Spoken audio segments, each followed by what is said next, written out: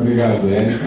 Agora eu vou passar a palavra para a economista Mariana Saavedra, que é a diretora de Desenvolvimento Econômico da Secretaria Municipal de Desenvolvimento Econômico, Social e Turismo. E eles desenvolveram alguns estudos mais recentes, né, que pode apresentar algumas diferenças com relação à apresentação que a Érica fez, mas que está no processo de alinhamento com a discussão ainda desenvolver para fechar quais são as questões que vão realmente estar presentes no plano, na proposta do plano diretor. Então, gostaria de passar para a Mariana.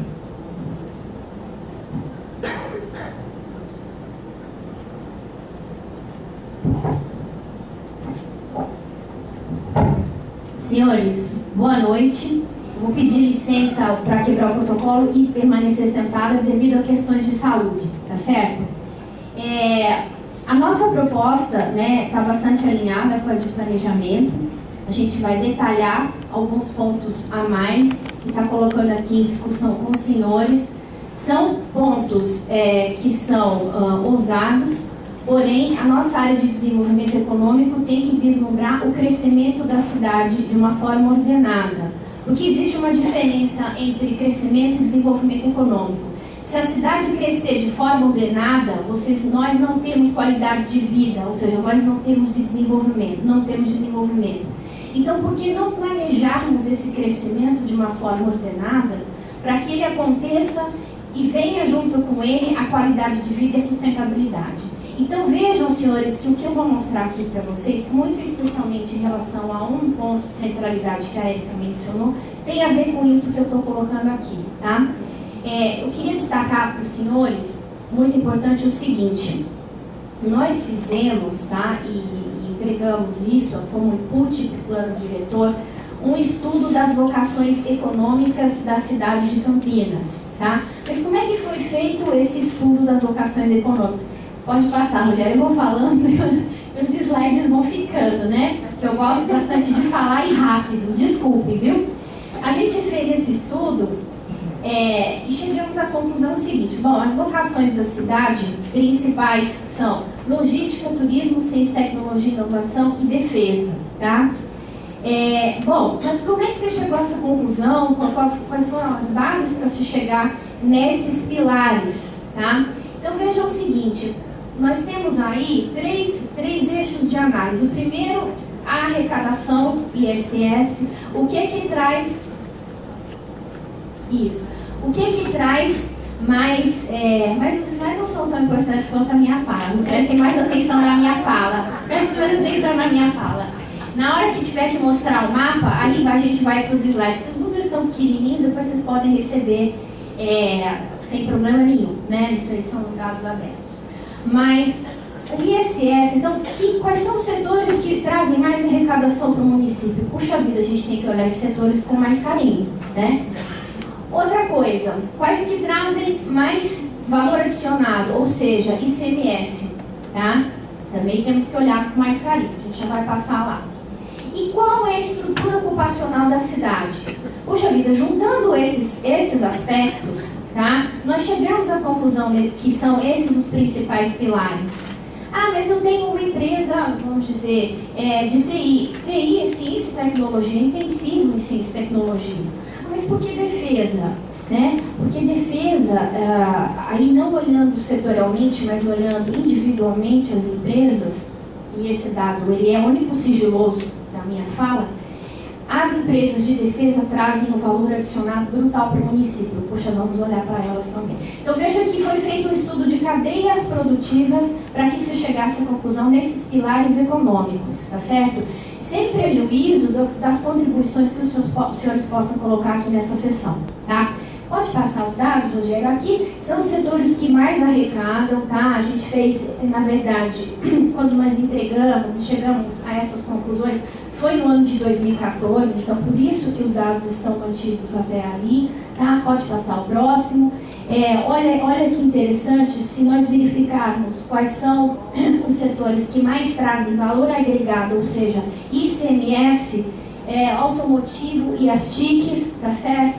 E nós temos também indústria química. Então, química ela é considerada uma indústria intensiva em tecnologia, ok? E metalmecânica e logística. Campinas tem um fator muito interessante que nos fez com que sofrêssemos menos a crise. Estamos sofrendo, mas menos que as outras cidades. Era um polo industrial e um polo de serviços, coisa bastante rara. É uma cidade cujo crescimento histórico é da ordem de 5% ao ano. No ano passado nós tivemos um decréscimo de 2% no nosso PIB. Tá?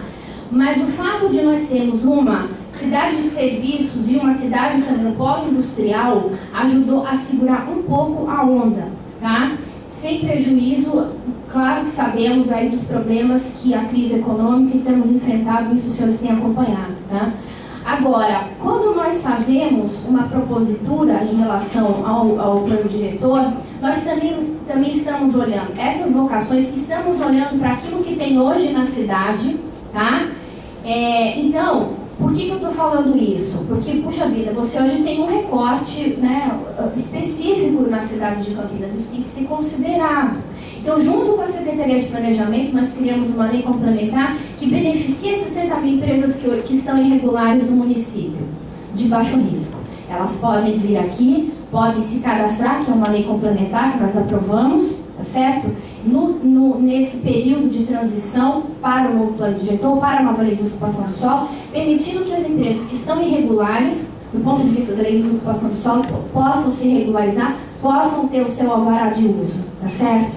Então, a gente considerou, olhou para o futuro, claro, estamos fazendo esse exercício aqui, mas estamos considerando também o que tem hoje. E é importante falar isso para os senhores, porque essas políticas de desenvolvimento econômico ajudam a amenizar os efeitos da crise, tá certo? Bom, aqui, né, sobre estrutura ocupacional, então, temos aí 88% da nossa estrutura voltada para serviço, comércio e para a indústria de transformação. Notem que os dados estão até 2014, porque esse estudo foi feito no ano de 2014, então eu quis ser fiel aos dados, tá certo? Pode passar, por gentileza. Esse plano estratégico, ele foi feito com entes da sociedade civil, tá? E ele também é um input para o plano diretor no que tange ao assunto ciência e tecnologia. E aí vem a nossa proposta, que a gente gostaria muito de debater com vocês, que aprofunda o que a arquiteta Érica colocou aqui em relação à centralidade, tá? Nesse plano estratégico, pode dar mais um cliquezinho, a gente se perguntou o seguinte: como é que vai ser Campinas, a cidade do conhecimento e da inovação em 2025? Esse plano, na verdade, ele visa políticas públicas para ciência, tecnologia e inovação. Dele saíram algumas propostas, ele foi feito com pessoas da sociedade civil, com pessoas do governo, tá? Saíram algumas propostas que servem para a conformação do recorte da cidade, mas ele é mais voltado para políticas públicas. Mas ele tem uma proposta interessante que a gente está colocando aqui para discussão com os senhores. Nós recebemos muitos empreendimentos de base tecnológica, tá? E temos dificuldades hoje com a conformação existente, com o recorte existente da cidade, em acomodarmos esses empreendimentos de base tecnológica, que são empreendimentos de pequeno e médio porte, tá? Intensivos em tecnologia e não poluentes. Olha que coisa boa, né? E trazem bastante ISS para o município, que é o que o município precisa, né? Então, nesse plano, a gente está propondo a expansão, né, faseada, para que esses empreendimentos sejam acomodados ao longo do ano, de uma forma planejada, de uma forma sustentada. Estamos prevendo propondo o aumento da área hoje do Parque da Seatec, tá? Que tem hoje 8 milhões de metros quadrados. Quem conhece a Seatec vê que existem grandes terrenos, tá? Terrenos muito grandes, os empreendimentos são grandes demais, né? E esses terrenos que hoje estão vagos, já existem empreendimentos que vão, né, que estão prospectando aquelas localidades. Então a gente propõe, a nossa proposta que a gente está colocando aqui em estudo com os senhores é fazer uma expansão faseada de acordo com a demanda deste parque tecnológico, tá? De 8 para cerca de 20, 25 milhões de metros quadrados. Ah, mas vai ser amanhã? Não, não vai ser amanhã. Isso aqui é para o futuro da cidade. Vocês lembram quando eu falei no começo que a gente precisa planejar o crescimento para ter o desenvolvimento? É isso que a gente está contemplando aqui e é isso que a gente está colocando aqui para os senhores criticarem, para os senhores melhorarem em relação àquilo que nós estamos colocando, tá bom? Pode passar, por gentileza, tá? Esse conceito do Parque Tecnológico Municipal, né, na verdade, a gente quer ter um parque tecnológico em que as pessoas possam viver, trabalhar e se divertir no mesmo lugar, tá? Então, por isso está sendo proposto essa expansão. Pode passar, por gentileza. Aqui em relação ao zoneamento do que tem hoje, tá? De empresas de tecnologia, outros usos, mas em relação ao CETEC hoje, aos 8 milhões, ok? Então não prevê a expansão. A proposta que a gente está colocando aqui em estudo é essa possibilidade de fazermos essa expansão futura para acomodarmos esses empreendimentos, tá?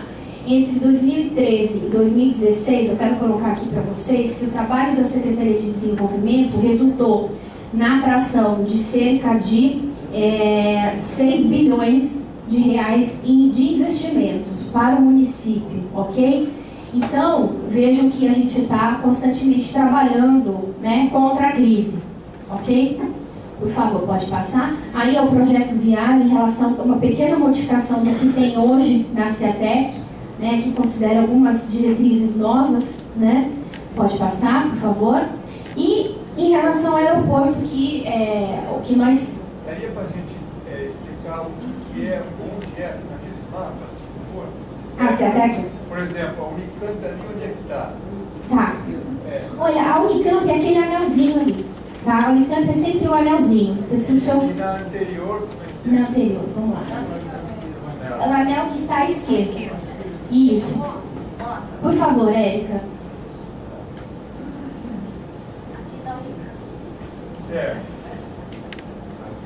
Aqui é Campinas Mogi. Tem a área nova da Unicamp, que é o verde Isso. claro. É aqui.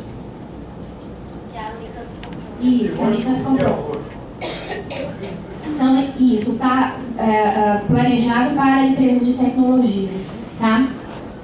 Posso passar? Depois a gente pode voltar no momento das perguntas também, sem problema nenhum.